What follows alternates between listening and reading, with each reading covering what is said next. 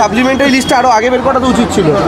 যে 10-12 লাখের অলরেডি হয়ে গেছিলো তাদেরটা তো আগে বের করা উচিত ছিল, কারণ এই সাপ্লিমেন্টারি লিস্টে যারা দেখবেন তাদের নাম কাটা গেল, তাদের তো অ্যাপ্লাই করার সুযোগ দিতে হবে।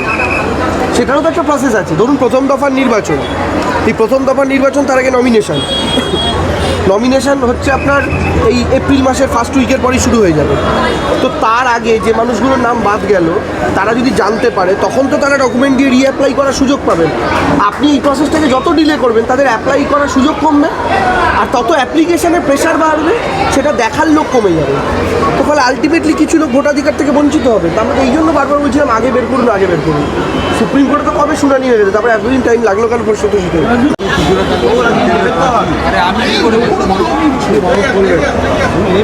দেখুন, মানত করা বলতে প্রত্যেক বছরই তো প্রায় 6 মাস ছাড়া মাঝে মধ্যে আসা হয়। এবার নির্বাচনের এত বড় একটা যুদ্ধে ঝাঁপাচ্ছি, স্বাভাবিকভাবে বড় মার আশীর্বাদ তো প্রয়োজন, এবং সেই জন্যই বড় মার কাছে আসা।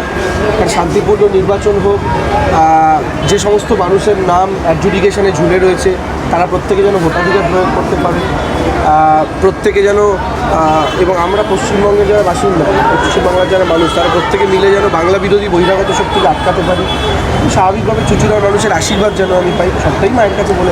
3বারের বিধায়ক অসিতবাবুর অভিমান হওয়াটা তো অস্বাভাবিক কিছু না। তিনি 3বারের বিধায়ক, তিনি টিকিট পেলেন না, এটা তো হতে পারে। তার বয়সে গিয়ে আমার যদি হতো আমারও একই জিনিস হতো। তা আমি তাকে আমার মতো করে কথা বলেছি, সন্তান সম, তিনি আমার পিতৃতুল্য, তার কাছে আবেদন করেছি এবং তিনি তার সন্তান সম দেবাংশুকে ফেরানুন।